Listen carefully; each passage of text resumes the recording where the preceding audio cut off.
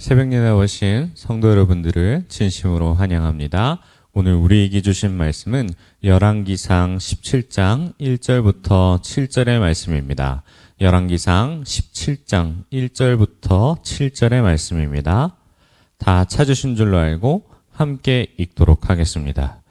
길라앗에 우거하는 자 중에 디셉 사람 엘리야가 아합에게 말하되 내가 섬기는 이스라엘의 하나님 여호와께서 살아계심을 두고 맹세하노니 내 말이 없으면 수년 동안 비도 있을 비도 있지 아니하리라 하니라.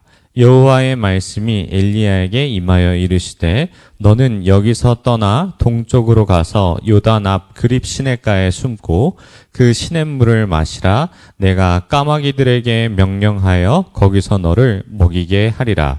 그가 여호와의 말씀과 같이 하여 곧 가서 요단 앞 그릿 시냇가에 머물매 까마귀들이 아침에도 떡과 고기를 저녁에도 떡과 고기를 가져왔고 그가 시냇물을 마셨으나 땅에 비가 내리지 아니하므로 얼마 후에 그 시내가 마르니라. 아멘. 가장 연약할 때 붙들어 주시는 은혜란 제목으로 하나님의 말씀을 전하도록 하겠습니다. 우리의 삶 가운데 아주 특별한 은혜를 경험하는 순간들이 있습니다. 이 은혜는 내가 절망 가운데 있을 때 주시지 않으면 살 수 없을 정도로 힘든 고난 가운데 단비와 같은 은혜가 내립니다. 마치 이 은혜는 심폐소생술과 같은 은혜를 경험할 때 우리는 하나님께서 나의 기도를 들으시고 건져주셨구나. 그리고 그 은혜를 경험하면서 살아계신 하나님을 바라보게 됩니다.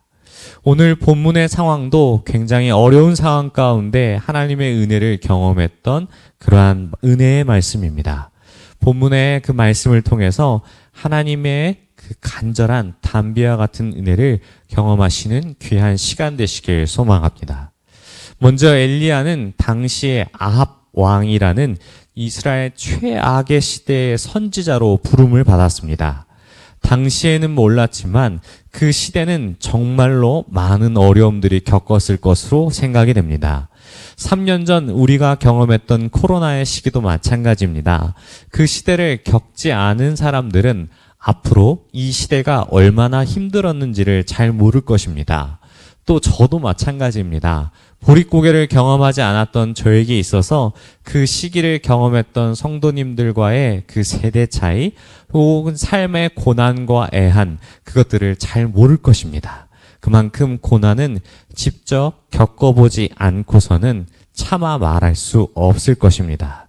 그렇다면 엘리야가 겪었던 고난의 강도는 어떠했을까요? 본문에선 찾아보지 않았지만 수많은 우상 숭배자들과 함께 홀로 싸우느라 많은 외로움 가운데 지치고 힘들었을 것으로 예상이 됩니다. 또 그뿐만 아니라 성경에서 가장 악하다고 평가하는 아합으로 인해서 또한 많은 삶들이 고달팠을 것으로 생각합니다. 엘리야의 하루를 곰곰이 생각해보면 아마 하루하루가 메마른 땅을 걷는 느낌이었을 것 같습니다. 더군다나 1절의 말씀을 살펴보면 하나님께서는 내가 다시 말하기 전까지는 수년 동안 비도 이슬도 내리지 않는다라고 말씀하셨습니다. 하나님께서 이러한 고난을 이스라엘 가운데 허락하신 이유는 무엇일까요? 아마도 바알과 여러 풍요의 신들을 섬기는 이스라엘을 위해서 다시 한번 돌아오라라는 하나님의 메시지일 것입니다. 본래 바알은 천둥과 폭풍의 신으로서 가나안 땅에 풍요와 가축의 번성을 제공하는 신입니다. 그렇게 가나안 땅의 주민들은 이 바알을 숭배할 수밖에 없었으며 이스라엘은 하나님을 믿는 백성이긴 하나 하나님의 은혜가 아니라 가나안 땅에 왔으니 그들이 믿는 신들을 또 섬겼을 때 내가 가지고 있는 그 풍요함과 그 가축에 대한 그 번성들을 가져올 수 있다라고 생각한 것 같습니다. 그렇기에 하나님을 믿으면서 또한 우상도 섬기게 되는 이중적인 모습을 보여주게 된 것입니다. 그런데 우리가 돌아보았을 때 하나님만 섬겨야 되는 이스라엘 백성들은 마치 하나님의 말씀을 저버리고 하나님의 능력을 전적으로 의지하지 않는 이율배반적인 삶들의 모습을 보여주는 것이죠.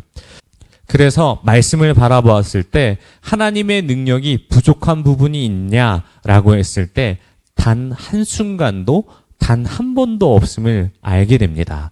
그 근거를 어디로 찾을 수 있냐면 바로 안식년이라는 부분에서 그 근거를 찾아올 수 있습니다. 하나님께서는 7년째 해 농사를 짓지 말라고 하셨습니다. 땅도 사람도 쉼을 얻을 수 있었는데 그렇다면 6년째 농사에 지을 때에는 7년째 먹을 양식과 8년째에 파종할 씨앗과 추수 전까지 먹을 양식이 없다면 안식년을 보낼 수 없습니다. 하나님은 이스라엘을 위해서 6년째 농사를 지을 때에 충분히 먹고도 쉴 수 있는 모든 것을 준비해 주셨습니다. 뿐만 아니라 창세기의 말씀을 살펴보면 요셉을 통해 이 애굽의 7년의 풍년과 7년의 흉년을 얘기했던 것처럼 언제 어디서나 하나님은 능력이 있으신 분이심을 다시 한번 확인할 수 있습니다. 하지만 이스라엘 백성들은 눈앞에 보이는 물질을 쫓아 우상을 쫓아 나갔기 때문에 무너지고 만 것이죠. 하나님은 이스라엘 백성들을 위해 자신의 능력을 사용하십니다. 바알보다 더 뛰어난 신이며 바알을 숭배하는 사람들에 대한 선전포고로 가뭄이라는 재난으로 자신을 표현하셨습니다. 하나님의 뜻을 전한 엘리야의 삶은 아마 바알 숭배자들이 어떻게든 이 엘리야를 죽이려고 쫓아다녔을 것입니다. 하나님이 주신 메시지와 그 존재를 이해하고 주님을 따라 사는 것이 아니라 신의 대리자인 엘리야만 죽이면은 가뭄이 해결될 것으로 생각했을 것이라 생각이 됩니다. 이런 상황에서 하나님은 엘리야에게 임하여 말씀을 전하십니다. 우리 3절과 4절 말씀을 함께 읽겠습니다. 너는 여기서 떠나 동쪽으로 가서 요단 앞 그리 시냇가에 숨고 그 시냇물을 마시라. 내가 까마귀들에게 명령하여 거기서 너를 먹이게 하리라. 아멘. 먼저 하나님은 말씀을 통해 엘리야의 신변을 보호하기 위해서 그리 시냇가에 숨으라고 말씀하십니다. 앞으로 일어날 어려움들을 알기에 하나님께서 엘리야를 보호하시려는 것이죠. 단순 보호하시는 것뿐만 아니라 먹을 것까지도 채우십니다. 까마귀들에게 명령하셔서 먹을 것을 채우시겠다라고 말씀하시죠. 마치 과거의 이스라엘을 광야에서 40년간 만나와 메추라기로 먹이셨던 그 기적을 엘리야에게도 베푸신 것이죠. 시간이 얼마나 지났는지는 모르지만 7절의 말씀을 살펴보면 하나님의 말씀이 곧 성취되어 이슬과 비가 내리지 않자 시내가 곧 말라버립니다. 사랑하는 성도 여러분, 오늘 말씀을 통해 하나님은 우리에게 언제 어디서든지 우리를 먹이고 살리시는 분이심을 잘 알고 있습니다. 하나님의 질서 가운데 그 뜻을 드러내기 위해 비를 주시지 않는 육신의 고통을 주시지만 이것을 달리 하나님의 관점에서 생각해 보면 육신의 메시지가 아닌 영혼의 목마름, 하나님을 더 이상 찾지 않는 이스라엘 백성을 향해서 부르짖는 하나님의 간절한 외치는 소리였던 것입니다.